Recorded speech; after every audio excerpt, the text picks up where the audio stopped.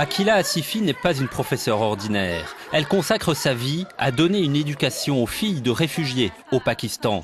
Quand elle est arrivée ici il y a 23 ans, elle a rejoint 3 millions d'Afghans exilés.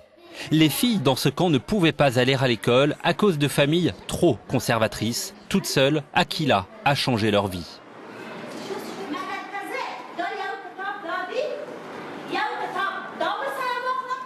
En 1992, quand la guerre civile a éclaté en Afghanistan, tout le monde s'est inquiété.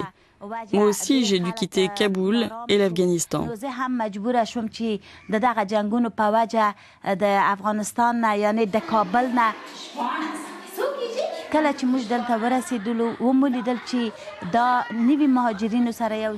Lorsque nous sommes arrivés ici, nous avons vu qu'il y avait de nouveaux réfugiés. C'étaient de bonnes personnes, accueillantes, très civilisées. Mais on a pu se rendre compte qu'ils étaient étrangers à la notion d'éducation pour les filles. Ils ne prenaient jamais la peine de prononcer la phrase « éducation pour les filles ».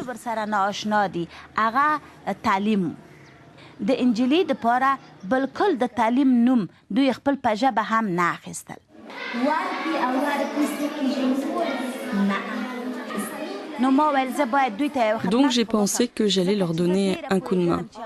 Parce que je savais très bien comment une personne peut lutter individuellement contre l'ignorance. Finalement, mais avec beaucoup de difficultés, j'ai obtenu l'autorisation des anciens du village. Pour son travail dans ce camp au nord du Pakistan, qui abrite actuellement 4800 familles, l'agence de l'ONU pour les réfugiés a décerné à Akila Asifi le prix Nansen cette année. Mais ce ne fut pas toujours facile. Akila a non seulement eu du mal à convaincre ses compatriotes de la nécessité d'éduquer les filles, mais elle a aussi eu du mal à trouver les moyens nécessaires et un endroit pour enseigner. Il n'y avait aucune éducation pour les filles ici. Alors Akila a dit que si j'acceptais, je devais lui trouver une place. Je lui ai répondu que je devais demander à mes compatriotes. Elle a commencé à donner des leçons dans une tente, mais au début, les gens ne venaient pas. Et puis, un mois après, leur nombre a commencé à augmenter. Elle a travaillé pendant 1 ou 2 ans dans des tentes, et puis on a trouvé des bâtiments disponibles.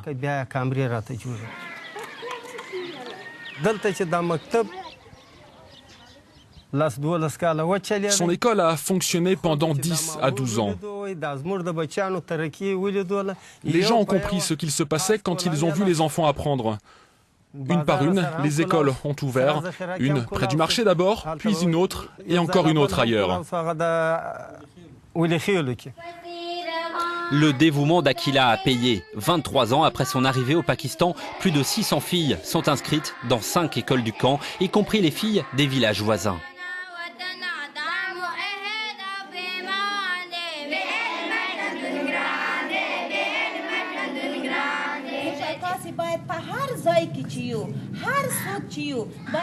Vous et nous tous, où que nous soyons, qui que nous soyons, nous devons toujours nous efforcer de développer les connaissances, d'acquérir des connaissances, de diffuser la connaissance.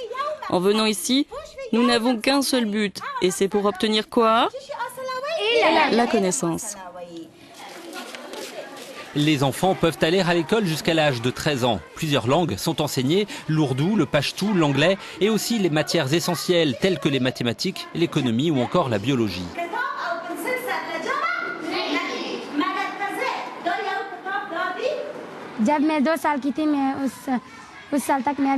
Je vais à l'école depuis que j'ai 2 ans. Si Akila n'était pas là, nous n'aurions pas d'école ici. Elle est afghane, nous sommes aussi d'Afghanistan. Il n'y avait pas d'autres enseignantes ici.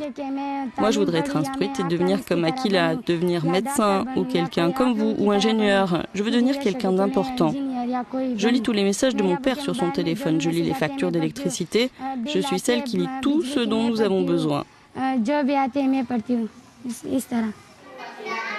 Au fil des ans, de plus en plus de filles ont afflué vers les écoles. Trouver d'autres enseignantes était nécessaire.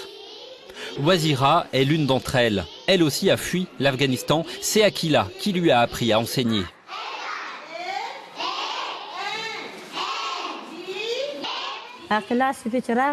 Il n'y avait rien ici quand nous sommes arrivés. Je me suis enfuie avec mon mari et mes enfants. J'étais un peu perdue ici. Quelque temps après notre arrivée, j'ai appris qu'Akila ouvrait une école et qu'elle manquait d'enseignants, alors je suis venue la voir. Pendant 8 ou 9 mois, j'étais à la fois en apprentissage et dans l'enseignement. C'est grâce à Akila que j'ai un emploi rémunéré depuis 18 ans. Tout ça grâce à elle. Akila était déjà enseignante quand elle est arrivée au Pakistan. Elle a fui Kaboul avec sa famille. 5 de ses 6 enfants vivent encore dans le camp, dont sa plus jeune fille, Sawira. Akila veille naturellement à son éducation. Son mari commerçant a toujours soutenu ce projet d'école. Elle a commencé à travailler avec beaucoup de compassion. Par gentillesse, elle a vraiment commencé son travail avec de la compassion. Chacun d'entre nous, y compris moi-même, toute notre tribu, est heureux grâce à elle et nous sommes très reconnaissants.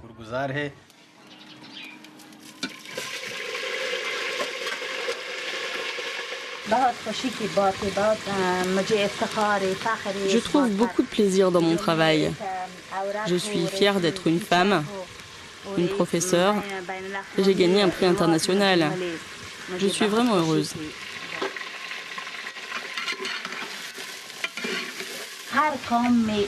Mon mari me soutient, il m'aide pour tout.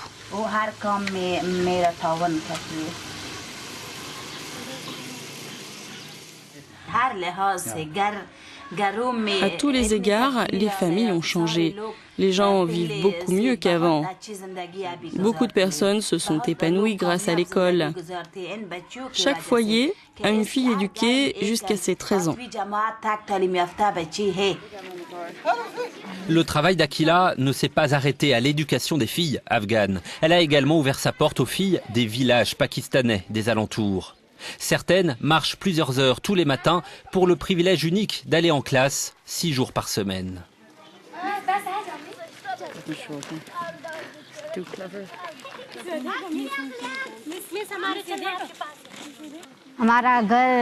Notre maison est à 2 heures d'ici.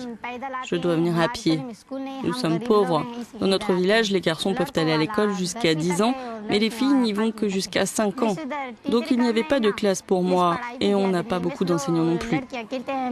La plupart du temps, dans mon village, on joue et on n'apprend pas. Moi, quand je serai grande, je veux être pilote pour aider à développer le Pakistan.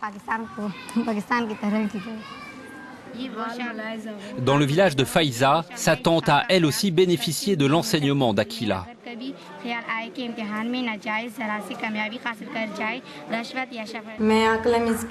J'étais l'étudiante de Madame Akila. Elle m'a enseigné jusqu'au collège. Elle nous a toujours conseillé d'étudier et d'aller de l'avant. Mes études se poursuivent, je passe une licence, je veux être enseignante. Si l'école de Madame Akila n'était pas là, j'aurais été comme les autres filles du village, comme ces femmes analphabètes. La clé du succès d'Akila pour changer les mentalités, c'est le soutien de ses élèves et de tout le village. Ils ont compris que l'éducation donne aux enfants de meilleures possibilités, loin de la pauvreté et des emplois subalternes. À cause de la pauvreté, les enfants ne vont pas à l'école. Certains collectent les ordures, d'autres travaillent dans des usines de briques. Je ne suis pas instruit. Malgré cela, je soutiens l'éducation parce que je suis passé par des expériences difficiles. Je ne voudrais pas priver mes enfants d'éducation. Ça les aidera à atteindre une place dans la société.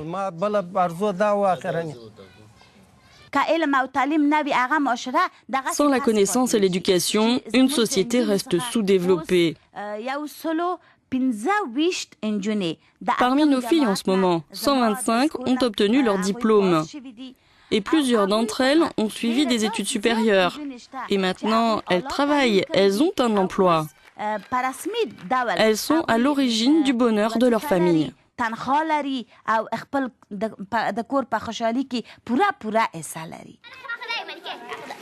Grâce à la détermination et à la clairvoyance d'Akila, 2 générations de filles de réfugiés ont désormais le choix de leur avenir. Certaines choisiront de poursuivre leurs études, d'autres pourraient concrétiser le rêve de devenir médecin, ingénieur ou encore enseignante, perpétuant ainsi le travail d'Akila.